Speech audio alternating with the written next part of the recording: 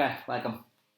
Hello. And what I'm going to do, guys, I'm going to work through, first of all, Exposure by Wilfred Owen. I'll do a different one every day. This is Wilfred Owen here. I'll give you a tiny little bit of context first, and then we'll start annotating the poem. Simple as that. So, this is Wilfred Owen here. He was 25 years old when he died in the First World War. He was a poet, and he spent a lot of his time in trenches, just like this one here. He was very much anti-war after his time away. He became very sick on the front lines and was sent away from the front lines and then back again, and eventually he died actually in transit. So he's from Birkenhead, so very local to us, so you should know quite a lot about him. These are the kind of trenches that you saw in World War One. I know you know all about these from history. And this is what you call no man's land just here. So what would happen? Soldiers like Wilfred would be in here. These guys look like they've got trench foot here. This guy seems to be treating them for it. They would be sheltered in here, but they would obviously be shelled and bombed continually by the enemy from the outside. Then they would eventually have to go out into no man's land to try and gain some territory, where it was horrendously dangerous. You can see a shell marching there. In this poem, Exposure, the exposure that he feels is two-pronged. So to the weather, first of all, which is causing conditions like that, because they had terrible, terrible rations and provisions, and also to the bombs and the fire and all the rest of it. Okay? Right. So here's what I'm going to do. Hopefully it'll be nice and simple for you to follow along. I'm going to annotate any kind of contextual information in this green colour here. As you can see, any language, structure or form information or any kind of analysis in this red colour, just like we do in class. And then in blue, I'm just going to pop down my ideas or any kind of interpretation.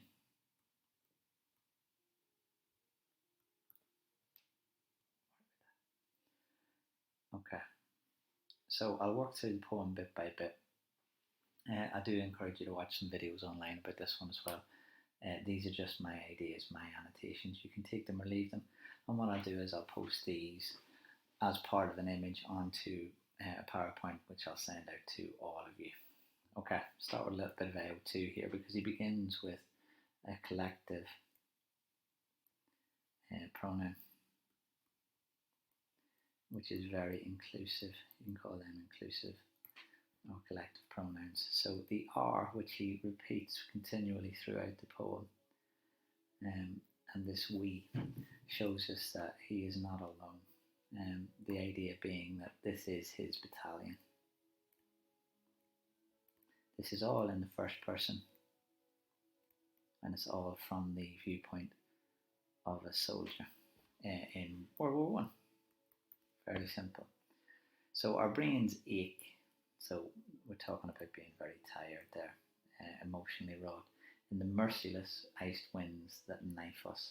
So if I did a little bit of analysis here, they're described as merciless, knifing. So we know that those connotations are very violent from the very beginning, as you might expect. But it's not the kind of violence that is associated with war in the first place. It's all to do with the weather. So it's actually the wind and the elements that are attacking these soldiers that they're exposed to. That, contextually speaking, we knew that World War One soldiers had poor provisions on the front line. Many of them didn't have boots. Many of them didn't have coats. And a lot of them got trench foot and conditions just like that from being stuck there forever or continually. So weary, they're very tired. We keep awake because the night is silent, and we've got this use of ellipsis, which is continual here. So maybe something is going to happen. We don't know what yet, but we can pretty much guess what it is. We keep awake because the night is silent. Oddly, it is the silence that is most eerie for them, because it suggests that perhaps the enemy are preparing to launch some weapons, to fire at them, to command an assault, something along those lines. So low drooping flares confuse our memory of the salient. These flares, these are essentially light in the sky and bombs that will be lighting up. The memory of the salient here, the salient is what's most important.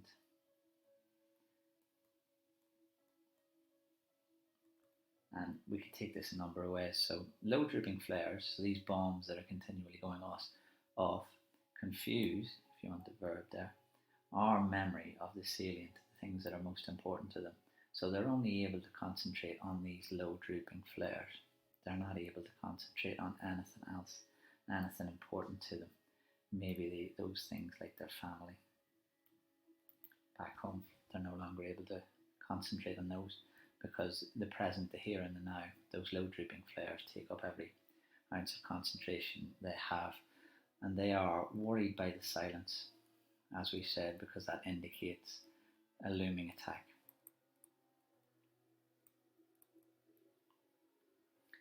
A sentry here, you need to know, this is somebody who keeps watch.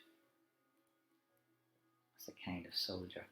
So they're all worried by the silence, and there are sentries who are keeping watch, and they whisper, curious, nervous. You can see as use of listing there. So these curious sentries are worried. They're all gossiping essentially about what the enemy could be doing. But, and this becomes a common theme, they must wait. Nothing ever seems to happen. And we'll notice as well as we go through the poem that he uses the present tense. This poem is in media res. We are in the present tense continually. We are waiting. We are from the viewpoint of the soldier. Excuse me. So you can see that again. We've got this present tense. That's what you call a gerund verb. And again, we've got the collective. Watching, we hear the mad gusts tugging on the wire. No, there's some student email me. We hear, this is your verb if you want to do a little bit of AO2 there.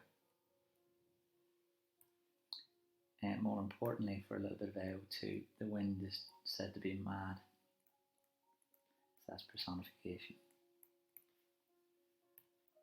And these mad gusts tugging on the wire. That's very simply the wind howling.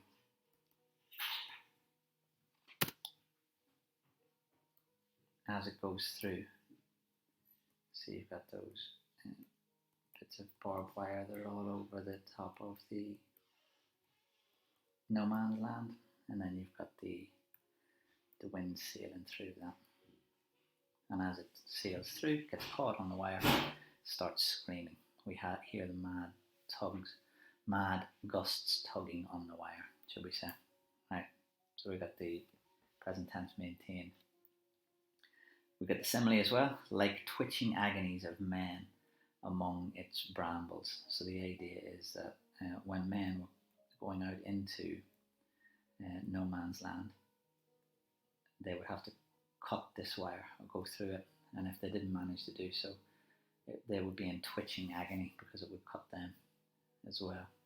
So you can imagine the pain that would be.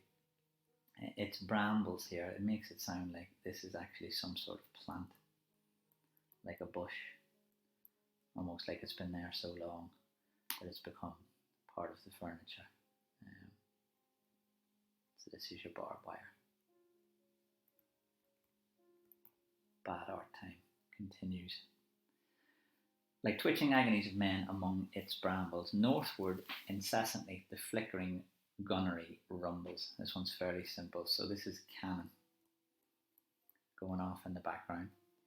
The flickering obviously implies that it's happening on and off, but continually as well. It's rumbling. So you've got quite a lot of onomatopoeia here. You've also got lots of sensory imagery happening. Incessantly is the adverb you want here, because that means it never stops. Meaning they never get a rest. They are continually exposed. It's happening all the time. So you can imagine how painful that would be. Far off, like a dull rumour. Here's your simile again. Like a dull rumour of some other war. So this is the strange thing for Wilfred Owen. Even though they are under attack at all times,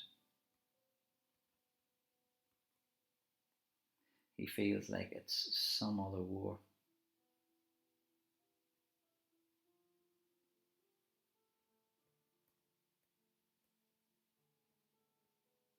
So it's almost like it's happening to someone else. Almost like he's read about it in the paper. And he has to ask himself the question, what are we doing here? He uses that inclusive pronoun and he uses a rhetorical question. This is where his anti-war stance becomes very clear. He can't understand for what reason he's been sent here and for what reason he has to stay there particularly.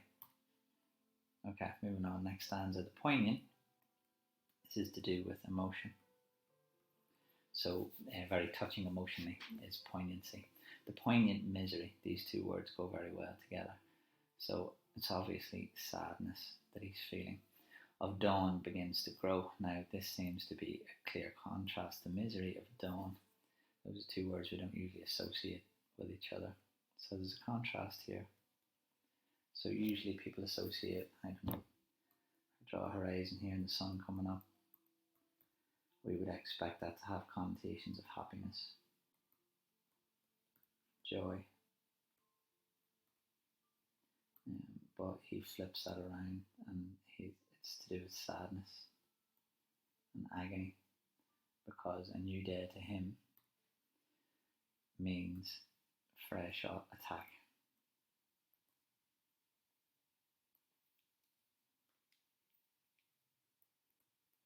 A new onslaught. More guns, more bombs. He says, we only know, and he names a couple of things that he knows. War lasts, rain soaks, and clouds sag stormy. This is his use of listing here. It's also a triple. These are the only things that he definitively knows to be true. We only know that war lasts, so it's never ending. Rain soaks, so he suffers his cold clothes in the damp, and clouds sag stormy. So this is your pathetic fallacy.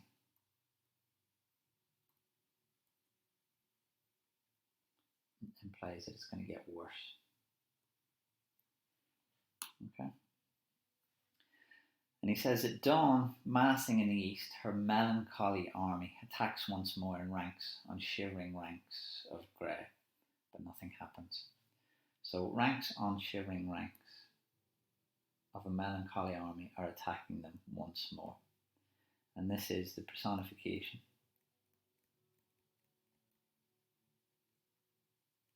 of Mother Nature here.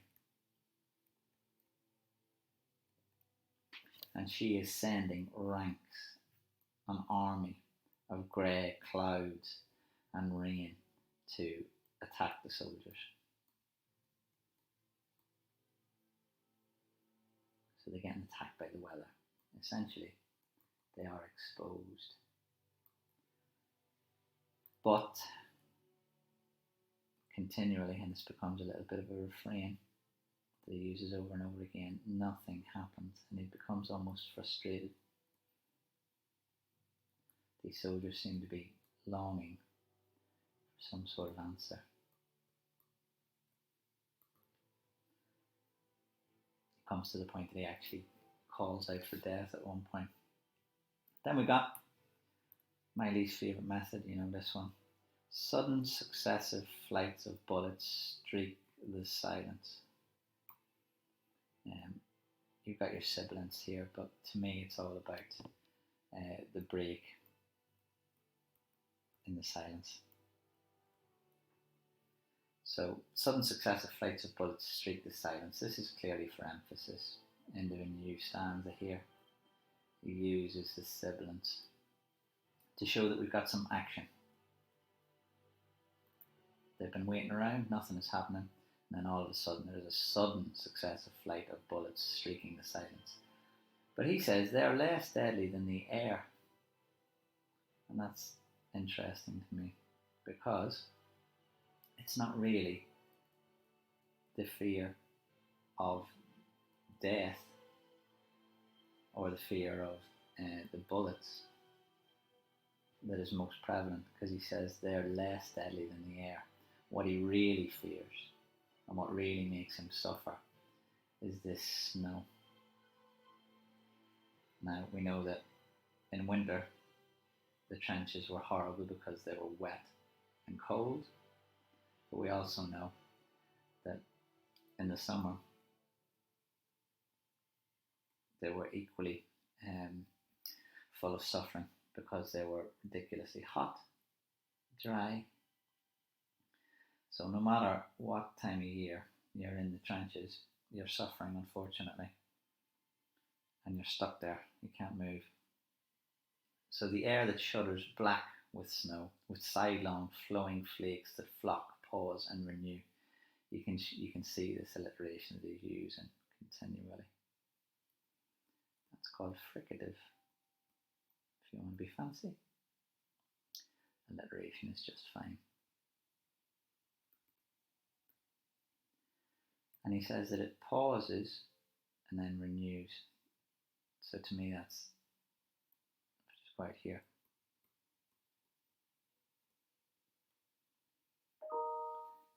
Coming back to this idea of it being incessant. Just realised I spelled that with an S. If I link it back here to the incessance that we saw earlier on. So it never ends. It pauses and renews. It goes again and again and again. He's still remaining part of his team. We watch them wandering up and down the wind's nonchalance. And here, this is more AO2 really. This is a personification. Probably the clouds that are throwing sidelong glances and flakes. So the clouds are snowing. They're kind of the harbingers. They bring the weather. They bring the message that he's going to suffer. And he makes it sound like the wind and the rain doesn't really care for his suffering, because it's nonchalant, so uncaring. Or what you want there. But again, the refrain, nothing happens. So he's stuck there again. It's almost like they're waiting to die in very many ways. They don't really know what they're waiting for.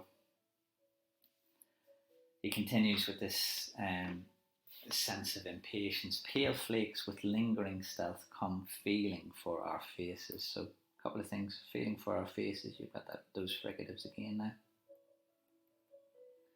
You've also got pale with its connotations of sickness.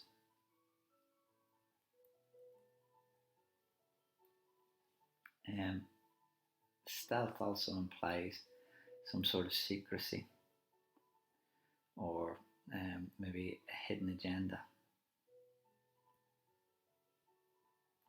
So it's almost like this weather is out to kill them. Pale flakes with lingering stealth come feeling for our faces. So it's attacking them right out in the open. But it's doing it slowly, subtly. Good word for you there. And their reaction is that they cringe and hold back on forgotten dreams and stare snow-dazed deep into grassier ditches. So they have no recourse. They can't react. There's nothing that they can do. The only thing that they can do is look back. So they daydream about things that they'll never get to do. So they might think about home, what they would like to be doing instead of being in the trenches. And this stare, this is your verb. It's at the snow dazed deep in the grassy or ditches. He's got a nice use of a comparative adjective here. Grassy or ditches, which leads us to this really famous, I suppose, maxim. The grass is greener on the other side. So they look on in the grassy ditches, so they're literally looking into a greener patch of grass and thinking, I wish I was there. But they would be rather be anywhere than where they are just now. So they drowse. They drowse, obviously. They're sleepy. They're tired. They're sun-dozed. And they are littered with blossoms trickling where the blackbird fusses. And this is a very clear contrast. So nature seems to be immune to this warfare that's going on, because the blackbird's there fussing away. There's blossoms trickling. It seems this is a very human war, and actually it might be providing some sort of relief for nature in itself, which is ironic considering that it is nature that is trying to kill these soldiers as they're stuck here as well. He ends this one with another rhetorical question. Is it that we are dying? This is very existential. Starts to question the meaning of life. Can't seem to understand if he's alive or dead at this point. Everything feels like suffering. He says, slowly our ghosts drag home. So a couple of things here. First of all, we've got a front of that verbial. Slowly our ghosts drag home. And the verb drag has got its own connotations of having limited energy. So here the idea is, particularly for this stanza, is where all of the soldiers return home after the war. Or it could be that they are merely thinking. They're spending their time thinking of home, and this dragging home is not literal. They are not going home on those boats. So their ghosts drag home, glimpsing the sunk fires, which are glows with crusted dark red jewels. This one's fairly simple. The sunk fires. So if they left fire on at home, by this stage, it would be only embers. Oh. So these dark red jewels are the embers that remain on the fire. This is all imagery. And this is obviously metaphorical, this ghost. The dark red jewels and crickets jingle there. So you've got your sensory imagery here if you want that. The crickets jingle. So this is back in the UK, back in England. Everything carries on as normal, even the crickets carry on. So they are the crickets are carrying on. They've got no knowledge of war. And if you want to link that to a little bit of AO3, the public at home are probably largely unaware or ignorant of the plight of the soldiers who are on the front lines. He says, for hours the innocent mice rejoice. So, probably best to do AO1 for this one. For hours the innocent mice rejoice. So this, he pays homage to the old maxim again, that while the cats are away, the mice will play.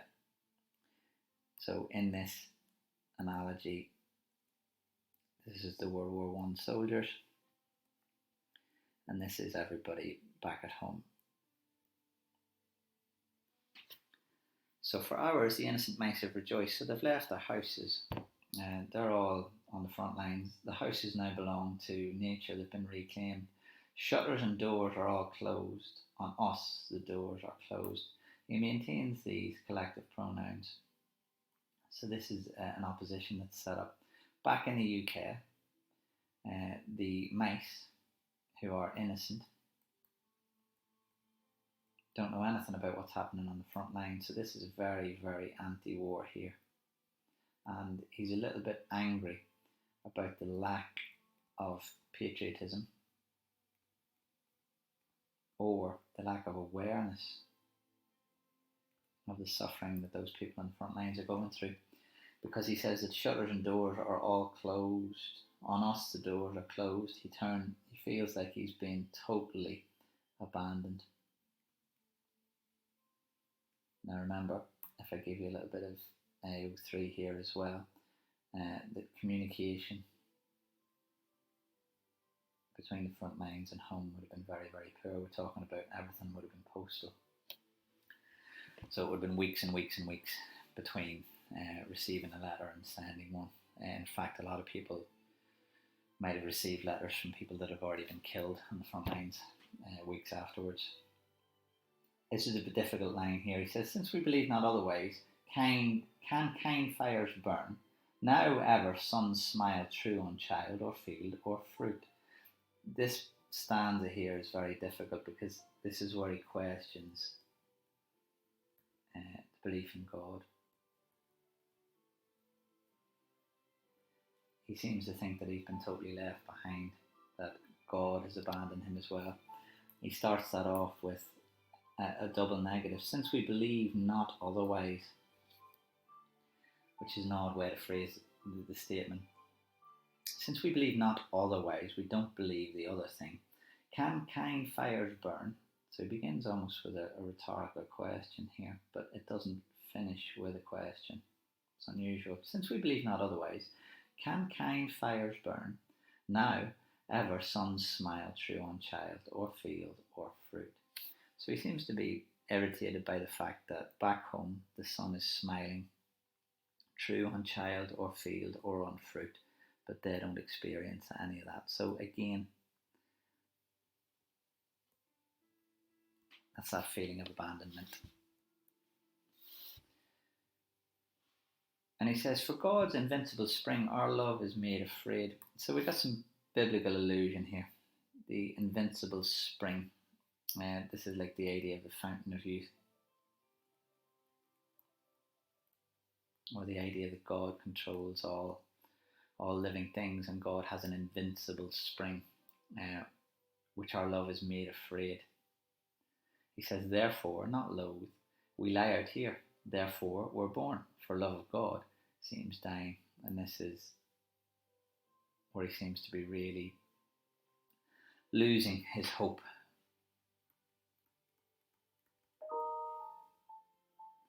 For he seems to be, number one, losing faith in God, for his love of God seems to be dying. But on top of that, it seems like God doesn't exist. Not loath, we lie out here, therefore we're born. And this invincible spring, his love is made afraid. So it's making him question everything.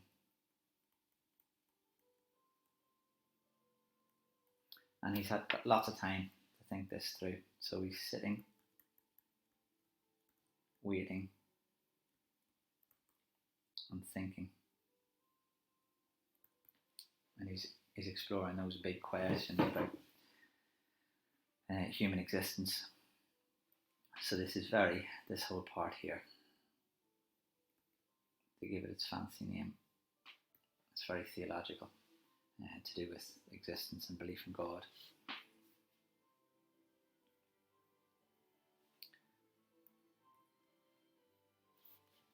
I'll just remind you that he's continuing using these inclusive pronouns as we go through.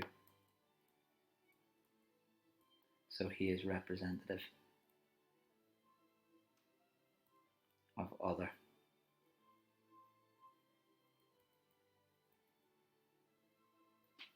So he's representative of these other soldiers. It's not just him. Now, finish off. He says, tonight his frost. Now you can clearly see that he's talking about God controlling the weather. You can see that because there's a non-standard capitalization of the H there, which means that he's talking about God. Tonight, his frost, God's frost, will fasten on this mud and us. So first of all, the mud is going to freeze over, and then secondly, they are going to freeze over. So these soldiers are really going to suffer. His frost is going to fasten on the mud and us, and it's going to happen again and again and again, leading him to question any kind of belief in God that he has. Shrivelling many hands and puckering foreheads crisp. A little bit about two then. You've got the shrivelling and puckering. These verbs are present tense or gerund, if you like. Shrivelling, I don't need to tell you that has connotations of the moisture going out of, or maybe aging. So if you think of, I don't know, some wrinkles there, shrivelling many hands. Try to think of like what bath water does, or how your hands appear after you take them out of water for a long time. And puckering foreheads crisp. So they're going to become very cold. It becomes darker again. The burying party. You might remember this, we did a little extract from Birdsong. A burying party is a group of soldiers sent to bury bodies. Now we're talking about here mass graves. We're not talking about ceremonies. We're talking about digging a huge hole, or frequently times not digging a hole at all, just piling up corpses far enough away. The burying party picks and shovels in their shaking grasp, pause over half-known faces. All their eyes are ice, but nothing happens. So continually, let me just see if we're still going here. We are. Continually, the suffering goes on and on and on. So here, picks and shovels. These two always go together.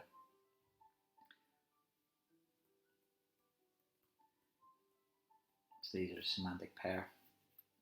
Picks and shovels and instruments like that we associate with gardening, or heavy labour like this. So they're digging holes and they're shaking grasp. They could be shaking for a number of reasons. Maybe they're burying friends. Maybe they're burying family. Or it could be cold. So in any case, they've got an emotional response because they're shaking, but they also have a physiological response. They're freezing cold. And they pause over half-known faces. So there's a little sense of ceremony. They are, I don't know, trying to show some sort of respect. But the faces he describes are half-known. So the idea being, a little bit of context for you again, they might have been in their regiment, they might have been in another, they might be familiar, but maybe they're not known to them by first name, surname, your favourite colour, details of these people. You wouldn't know them that well. They could also be what you call, and this is good for you to Google, replacements. So when people died in a unit or a regiment, more soldiers would have come in to replace them. So maybe that's part of the reason that they're half known. Half known also implies that they do know them. A lot harder to bury somebody that you do know, even if you don't know them that well. All their eyes are ice. This is metaphorical. They're not literally ice, but they are frozen. And he rounds off.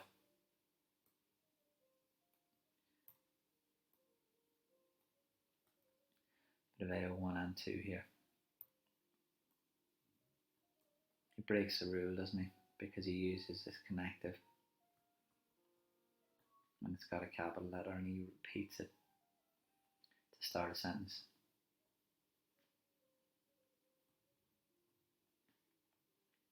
Which we say not to do, but he's breaking this rule and he uses it continually, but nothing happens. So he wants relief from the exposure. It seems that they're continually doing nothing other than waiting for something to happen, burying bodies, waiting for something to happen, hearing explosions. But this frustration comes out. And it comes back to that idea of we turn back to our dying. Is it that we are dying? So they are essentially dying, but they are doing it very, very slowly. Okay, hope that's helpful. Let me know. And if it is, we'll do it again next time. So what I'll do, I've got all of these annotations here. I'm going to save them, and I'll put these into a PowerPoint and send them out to you. Let me know. Thank you.